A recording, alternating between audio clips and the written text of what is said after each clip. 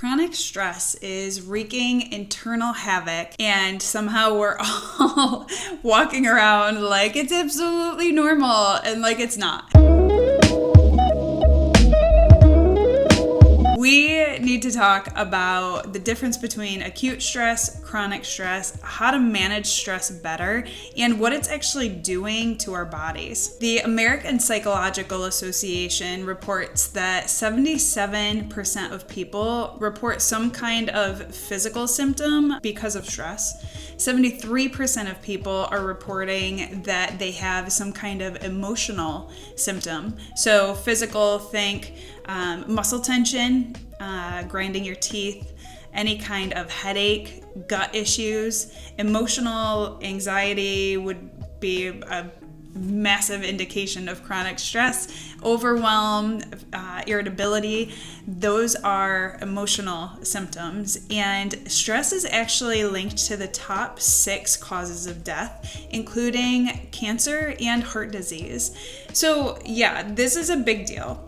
We need to not act like it's not, and we need to take this whole idea of stress reduction and stress management just as seriously as we do when we talk about wanting to lose weight or wanting to make gains in the gym. When you're constantly having cortisol and adrenaline rush into your body and stay in your system at elevated levels, eventually that leads to blood sugar spikes, it leads to belly fat, poor sleep, just any kind of like muscle tension, especially up through your like upper neck and your upper back, a weakened immune function, brain fog, mood swings, and eventually everybody's favorite B word, burnout. It actually can even shrink the part of your brain that's responsible for memory. That's a big deal. Even for learning, it's a big deal. So stress management really isn't about pushing through. And all of these physical signs, all of these things, if you've experienced any of the things that I've just talked about, that is your body's complete and utter, either you can think about it like a white flag or a red flag, but either way, your body is sending you signals that you need to address your stress better. If you've ever felt physically drained after an emotionally exhausting day, you know what I'm talking about. It's not in your head. It actually is so deeply connected, like your mental and physical energy levels, those are so connected. And they're so connected that they're going to hijack your habits, especially when you have been putting in any kind of effort to, whether it's manage your blood sugar levels, sleep better, go to the gym, eat better. The mental and the physical are so related, and this is how. So think about it like this. If you had an emotionally taxing day and it's just kind of like day after day after day, and then you get to the weekend and you don't have that same kind of emotional stress, it absolutely can affect your physical energy, where maybe, you've had an emotional week. You could get to the weekend feeling like, oh, I want to do all of these things, and have zero energy to be able to do that. When you are physically incapable of doing the things that you want to do, that can also lead to guilt, shame, and frustration. And what does that do? That increases stress. So there's this cycle that's being built behind the scenes, where you could even take this into nutrition and think about how if you don't get a chance to eat all day, right? Maybe you have a physically demanding job and you don't get an adequate break. At the end of the day, if you are physically just hungry and emotionally drained, you are going to overeat. It's going to sabotage your habits. And that's what I mean, is that the mental and the physical are so connected. And typically what I see happen is people will do really well in one aspect of their health, but not manage their stress. And that stress makes them skip workouts. It makes them overeat or binge or have an emotional attachment to food. It makes them not sleep well. And so when they're not sleeping well, their hormones are all out of whack. And then they try to do really well with that one thing again, and it's just not working. And this is why we just need to do a better job at breaking down the simplicity of what better stress management can do for you and how you can actually implement that in any given day in just a few minutes. I like to think about habit change when it comes to stress reduction as an anchor habit, like a happy habit that is your anchor. It's your home-based habit that you depend on for a season of focusing on reducing your stress. So a few things, just as an example, we can dive right into this. It's really just about figuring out a way to physically and emotionally tell your body that I'm safe and I will have everything that I need. That message is huge when it comes to reducing your stress, regulating your nervous system, and just being able to get your hormones in sync again. So it could look like stepping outside and taking a really deep breath. It needs to be that thing every single day. Try it for a week. See how it goes. If it's the thing that is your like happy anchor habit, your happy home base, do it at the same time every day. You really do want to trial any of these suggestions for 1 week and see if it helps your body feel safe and provided for. The next thing is movement. My personal favorite, go move your body in some way, shape, or form, but again, consistently, right? So maybe that home-based habit for you is an afternoon stretch. Maybe it's setting yourself up for success early on in the day by getting strength training in or a workout done. It could be dancing at dinner time. It literally could be anything, but one thing, practice regularly until you figure out if it's your home-based stress reduction habit. And if it is, it has to stay consistent and you have to commit to it. I always like to frame everything in 30-day challenges. And yes, I know always is a big, heavy word, but I do really think that there is such value in committing to a 30-day trial. So in the Be More Than Fit Life, we talk about committing to 90 days of effort and breaking it down into 30-day cycles of good, better, and best. So for 30 days, that initial 30 days of reducing your stress, that's going to look like some trial and error. And maybe some of these suggestions that I'm giving you, you can pick 4 of them, right? And do 1 a week until you find your home-based habit.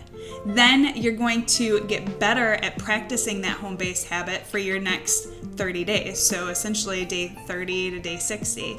And then by the end of those 2 months, you're going to have a habit that you know you can rely on, and then you can really have fun with it and give it more time. So, what that might look like is if you're going to dinner time dance, that means that your first 30 days is just allowing yourself to work that into your routine, to find the right playlist, to find the thing that puts you in a good mood, and dancing at dinner time or after dinner time or whatever. So you can see how structurally and tangibly there's a process of getting good at better stress reduction habits, getting better at it, and then really just putting in that best effort and having fun with it.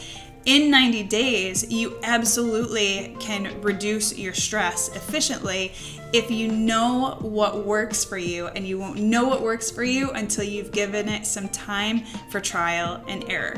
So I like to think about it like trial by fire. It's just a really good way to test out a theory of what can I do better to stay consistent with managing my stress. So a couple other options are to eat properly. Eating properly, having enough protein, enough fat, and enough fiber in your day will help reduce any kind of energy slumps. It will help you not have these cravings and these things where, especially if you have an emotional attachment to food and you want to use food to manage your stress, eating well can help you avoid all of that.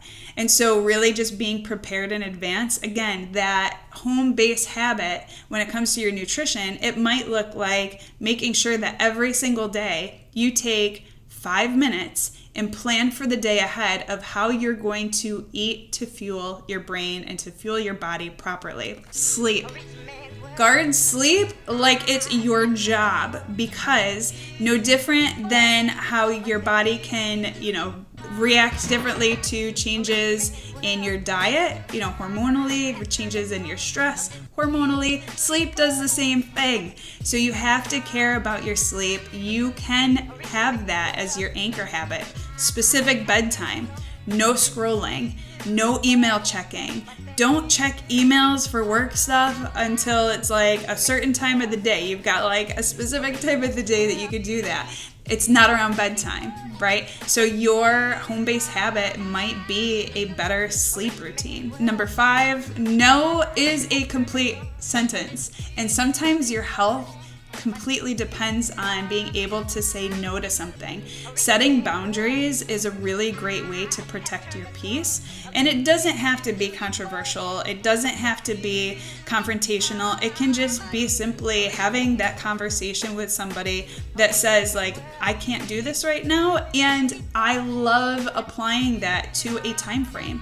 It's not no forever. It's no for right now. And maybe that right now looks like 30 days or 60 days or 90 days. Essentially, you're just carving out a commitment time frame so that you can give yourself the space and the grace that you need to better manage your stress. By no means this is about perfection.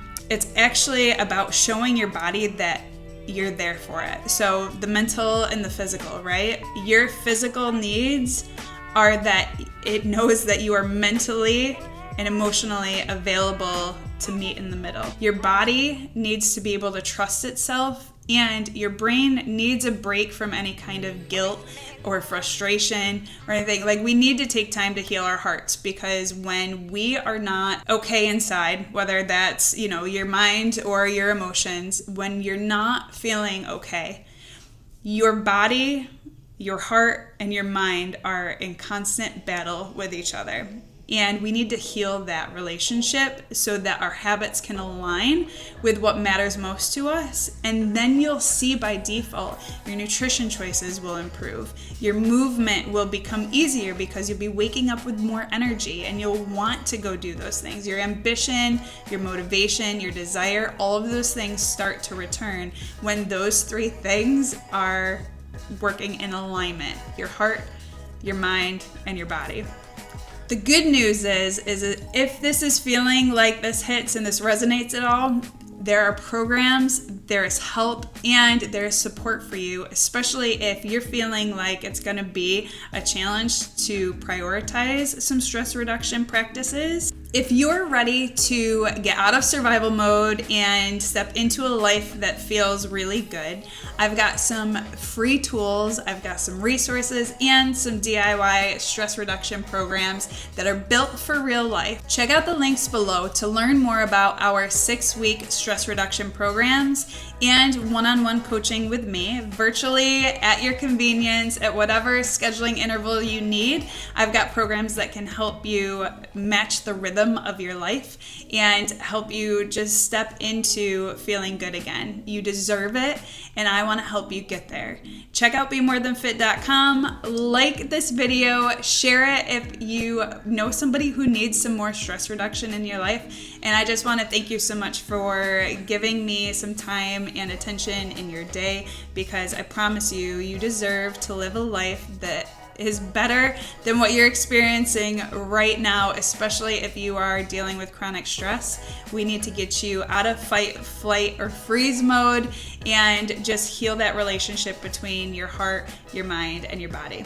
You've got this, and I've got you.